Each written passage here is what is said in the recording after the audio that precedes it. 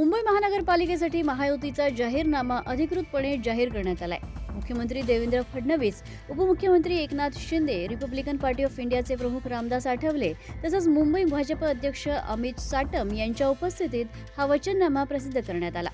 प्रचाराच्या अंतिम टप्प्यात महायुतीने मुंबईकरांसाठी आश्वासनांचा पाऊस पाडलाय। शहराच्या सर्वांगीण विकासापासून घरांचा प्रश्न, वाहतूक व्यवस्था, महिला सशक्तीकरण, कामगार कल्याण आणि नागरी सुविधांपर्यंत विविध मुद्द्यांचा या जाहीरनाम्यात समावेश करण्यात आलाय। तर मग महायुतीने मुंबईकरांना नेमकं काय दिलंय, जाणून घेऊया जाहीरनाम्यातील ठळक मुद्दे। भाग आहे मुंबई पहाडी मुक्त करण्याचा देखील ऐतिहासिक निर्णय।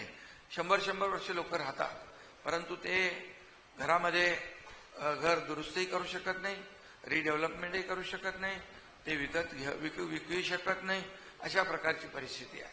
त्यांना कर्जही मिळत नाही आणि या सगळ्या गोष्टी ज्या आहेत या दूर करण्यासाठी आम्ही तोही निर्णय घेतला।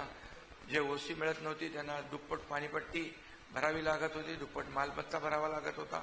या सगळ्या गोष्टीचा विचार करून आम्ही तो निर्णय घेतला आहे आणि म्हणून या पागडीतल्या इमारतींचा पुनर्विकास करण्याचा संकल्प देखील आम्ही या वचननाम्यात घेतलेला आहे। गिरणी कामगारांना हक्काचं घर देण्याचा निर्धार आम्ही केला आहे। यापूर्वी एकही घर गिरणी कामगारांना मिळालं नाही। मी आणि देवेंद्रजींनी 12 हजार लोकांना घरं दिली। अमितला माहित आहे, साटम त्याच्यामध्ये पुढे होता गिरणी कामगारांचं।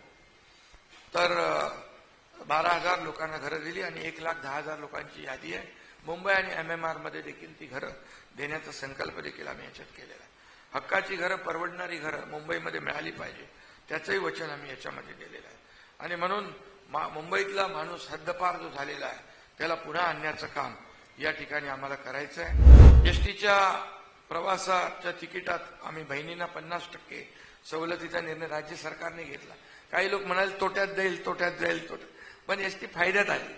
तसंच आम्ही मुंबईकर लाडक्या बहिणींसाठी BST मध्ये देखील 50% सवलत देण्याचा निर्णय महिलांसाठी, आमच्या लाडक्या बहिणींसाठी घेण्याचा संकल्प केलेला आहे। धारावीचा विकास DRP करणार आहे।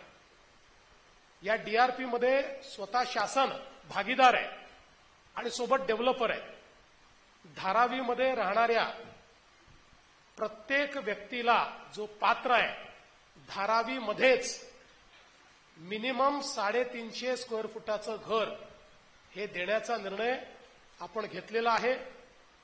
धारावीमध्ये वेगवेगळ्या प्रकारचे जे व्यवसाय आणि उद्योग चालतात त्या सगळ्या लघु उद्योग आणि व्यवसायांना त्याच ठिकाणी अधिक चांगल्या पद्धतीनं इकोसिस्टीम तयार करून देण्याचा निर्णय आपण घेतलेला आहे। आणि धारावीतले जे अपात्र आहेत त्यांनाही कुठेही हायकोर्टाचा नियम न मोडता त्यातनं मार्ग काढून त्यांनाही घर देण्याचा निर्णय आपण केला आहे। शिक्षणाच्या क्षेत्रामध्ये देखील महानगरपालिकेच्या माध्यमातून आपल्या शाळा आधुनिक करणं, आपल्या शाळा महानगरपालिकेच्या ज्या आहेत या कौशल्ययुक्त करणं आणि हे करत असताना महानगरपालिकेच्या प्रत्येक शाळेमध्ये आमच्या मुलांना मराठी नीट शिकता आलं पाहिजे, या दृष्टीनं मराठीचीही लँग्वेज लॅब तयार करणं हा देखील आम्ही एक निर्णय घेतलेला आहे। मराठी तर आपण शिकवतोच आहोत, पण अधिक चांगल्या पद्धतीनं आपल्या मुलांना महानगरपालिकेच्या शाळेतनं मराठी शिकता यावं अशा प्रकारचा आमचा प्रयत्न त्या ठिकाणी असणार आहे। केंद्र आणि राज्य सरकार मिळून आम्ही त्या ठिकाणी जे काही आपले डब्बे आहेत, कारण आपल्याला माहिती आहे आपल्या डब्यांना गेट्स नाही आहेत आणि गेट्स लावले तर लोकांना तिथे गुदमरल्यासारखं होईल, फार गर्दी त्या ठिकाणी असते।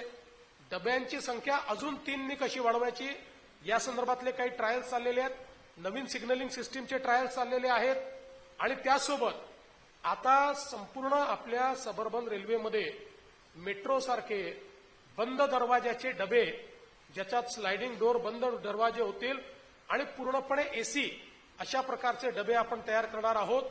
आणि हे करताना केंद्रीय रेल्वे मंत्र्यांना मी विनंती केली होती आणि त्यांनी ती विनंती मान्य केली की सेकंड क्लासच्या तिकिटामध्ये 1 रुपयाचा देखील वाढ न करता आम्ही मुंबईकरांना त्या लोकलमध्ये अतिशय चांगला प्रवास हा पुढच्या काळात देणार आहोत। टप्प्याटप्प्यानं हे होईल, पण ऑर्डर तर आम्ही सगळ्या ट्रेन्स रेक चेंज करण्याच्या देऊ, टप्प्याटप्प्याने त्याची डिलिव्हरी सुरू होईल आणि त्या पद्धतीनं आपण ते काम करणार आहोत.